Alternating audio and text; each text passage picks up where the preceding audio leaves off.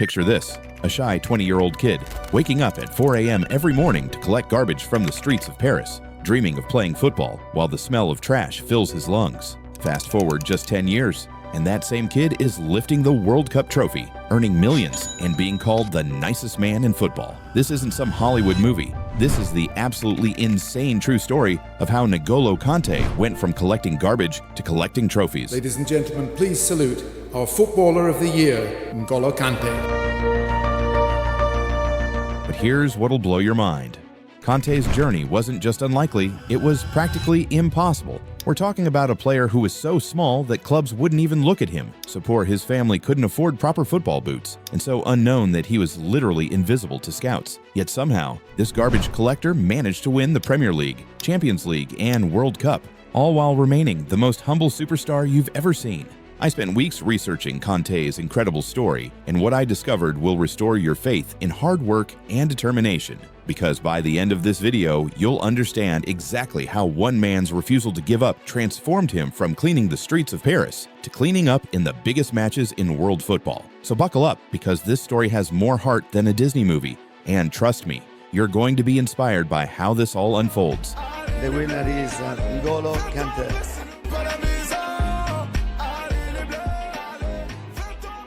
It all started in Paris, France in 1991. N'Golo Kanté was born in a tiny apartment in the suburb of Rueil-Malmaison to Malian immigrant parents. His father worked construction, his mother cleaned offices, and money was always tight. We're talking about a family where buying new school shoes was a major financial decision, and football boots? Forget about it. Young N'Golo was obsessed with football from day one, but there was just one problem. He was tiny, and I mean tiny. While other kids his age were growing taller and stronger, N'Golo looked like he'd blow away in a strong wind. His classmates used to joke that he was so small he could hide behind a goalpost. But what N'Golo lacked in size, he made up for in pure determination.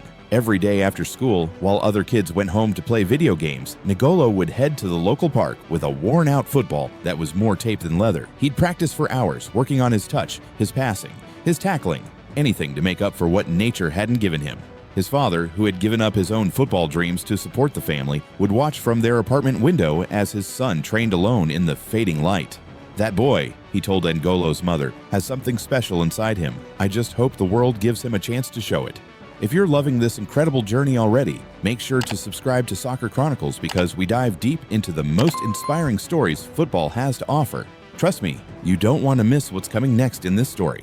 At 16, N'Golo was playing for his local amateur club. But here's the thing, no one was paying attention. Scouts would come to watch matches, see this tiny kid running around, and immediately focus on the bigger, stronger players. N'Golo was literally invisible to them. One scout later admitted, "I watched N'Golo play 3 times and never even wrote his name down. He was just too small to take seriously."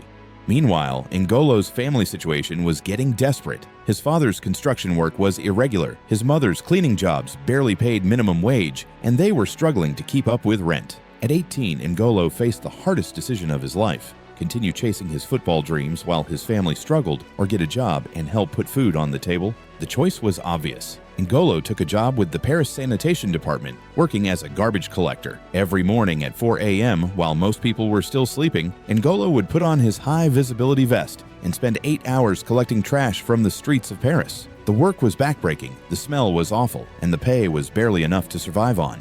But here's what's incredible about N'Golo's character. He never complained, not once. His coworkers remember him as the guy who always had a smile, who would help anyone who needed it, and who somehow managed to find joy even in the worst situations. N'Golo made that job bearable. One of his former colleagues said, "He had this way of making everyone feel better, even when we were dealing with the nastiest garbage you can imagine."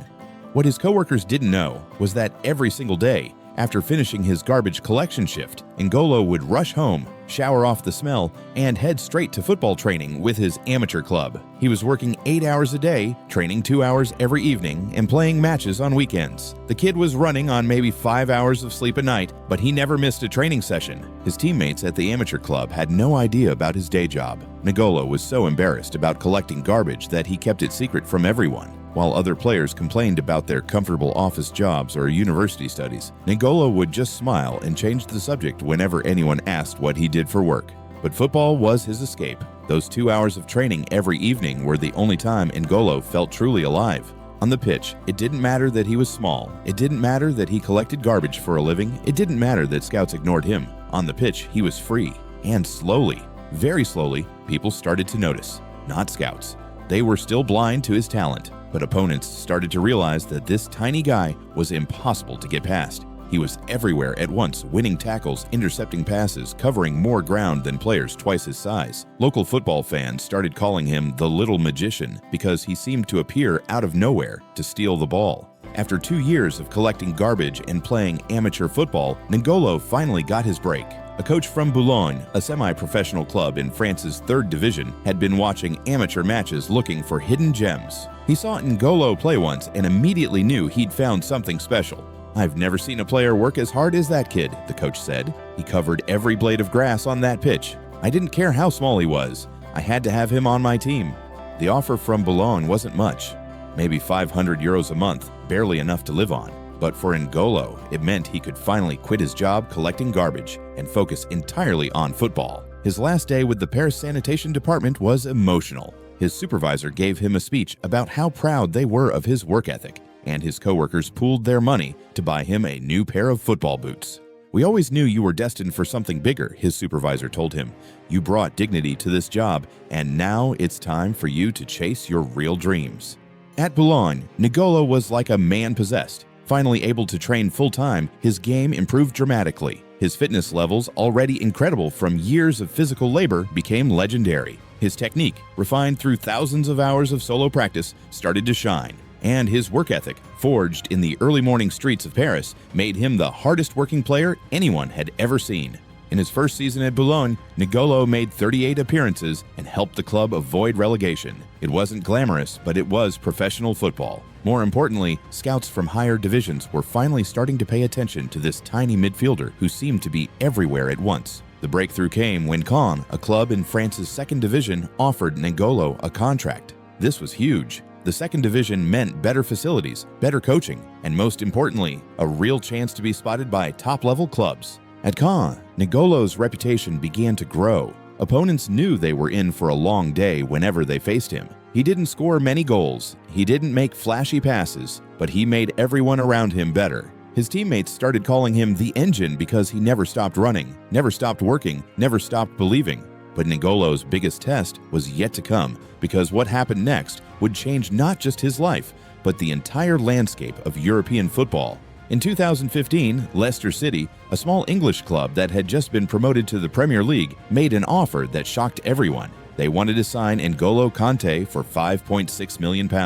Most people had never heard of him. Football experts called it a waste of money. Even Leicester fans were confused. Who was this tiny French midfielder, and why were they spending so much on him? N'Golo's move to Leicester was a massive culture shock. He spoke very little English, he'd never lived outside of France, and he was joining the Premier League, the most competitive league in the world. The pressure was immense. If he failed here, he might never get another chance at this level. His first few months were tough. N'Golo was so shy that he barely spoke to his teammates. He lived in a small apartment, drove a modest car, and spent most of his free time alone, studying English and watching football videos. Some Leicester players thought he was unfriendly, but the truth was, N'Golo was just overwhelmed by how far he'd come from collecting garbage in Paris. But on the pitch, N'Golo was a revelation. Leicester's manager, Claudio Ranieri, later said, "I knew N'Golo was special from his first training session. He won every tackle, intercepted every pass, and ran more than any player I'd ever seen. But what impressed me most was his humility. He celebrated his teammates' success more than his own." What happened next is football history. Leicester City, a team that had been 5,000 to 1 odds to win the Premier League, went on the most incredible title run in sports history. And at the heart of it all was N'Golo Kanté, the former garbage collector who was now outrunning and outworking the best players in the world. N'Golo's statistics that season were mind-blowing. He made more tackles than any other player in the Premier League. He covered more ground than anyone else. He had the highest pass completion rate among defensive midfielders. But numbers don't tell the whole story. N'Golo had become the heartbeat of Leicester's miracle team. The moment that defined N'Golo's season came in March 2016 when Leicester played Manchester City. With the title race heating up, N'Golo put in a performance that left everyone speechless. He made 14 tackles, intercepted 8 passes, and ran over 13 kilometers. After the match, Manchester City's manager said, "That little guy is everywhere. It's like playing against 3 players." When Leicester clinched the Premier League title, N'Golo was so overwhelmed with emotion that he could barely speak. In interviews, he kept thanking his parents, his former co-workers at the sanitation department, and everyone who had believed in him when no one else would.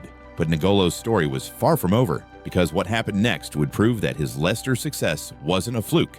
Chelsea, one of England's biggest clubs, paid £32 million to sign N'Golo in 2016. Suddenly, the garbage collector was one of the most expensive midfielders in the world. The pressure was enormous. Chelsea fans expected immediate results, and N'Golo knew he had to deliver. His first season at Chelsea was perfect. The team won the Premier League title, and N'Golo was named the league's Player of the Year. He had now won the Premier League in consecutive seasons with 2 different clubs, something that had never been done before. But the ultimate validation came in 2018, when N'Golo was selected for France's World Cup squad. The shy kid who used to collect garbage was now representing his country on football's biggest stage. The World Cup final against Croatia was N'Golo's moment to shine on the global stage. Playing in front of 1 billion viewers, he put in a masterclass performance, controlling the midfield and helping France win 4-2. When the final whistle blew, N'Golo collapsed to his knees in tears.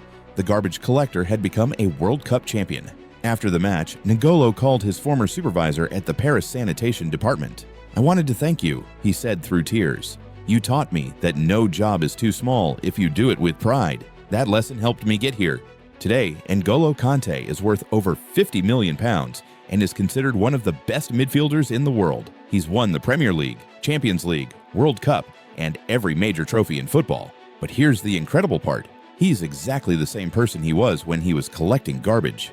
N'Golo still drives a modest car, still lives simply, and still treats everyone with the same respect and kindness. His former teammates say he's the most humble superstar they've ever met. He regularly visits schools in underprivileged areas, telling kids that it doesn't matter where you start in life. What matters is how hard you're willing to work. He's also never forgotten his roots. N'Golo has donated millions to help sanitation workers in Paris, and he still visits his old colleagues whenever he's back home. N'Golo could buy anything he wants, one of his former co-workers said, but he still remembers us. That tells you everything about his character. N'Golo's message to young people struggling with difficult circumstances is simple. "I went from collecting garbage at 4 a.m. to lifting the World Cup trophy. If I can do it, anyone can do it. You just have to believe in yourself, work harder than everyone else, and never forget where you came from." So the next time you see a sanitation worker, remember N'Golo Kanté's story. Remember that greatness can come from the most unexpected places, because sometimes the people society overlooks are the ones who end up changing the world. And that's how a garbage collector became a World Cup champion, through humility, determination, and an unbreakable belief that dreams are worth fighting for, no matter how impossible they might seem. The kid who used to clean the streets of Paris ended up cleaning up in the biggest matches in world football. And he did it all while remaining the nicest, most humble person you could ever meet. And if you want more incredible football stories like this one, make sure you're subscribed to Soccer Chronicles, because next week we're diving into another player who went from absolute rock bottom to the very top of world football.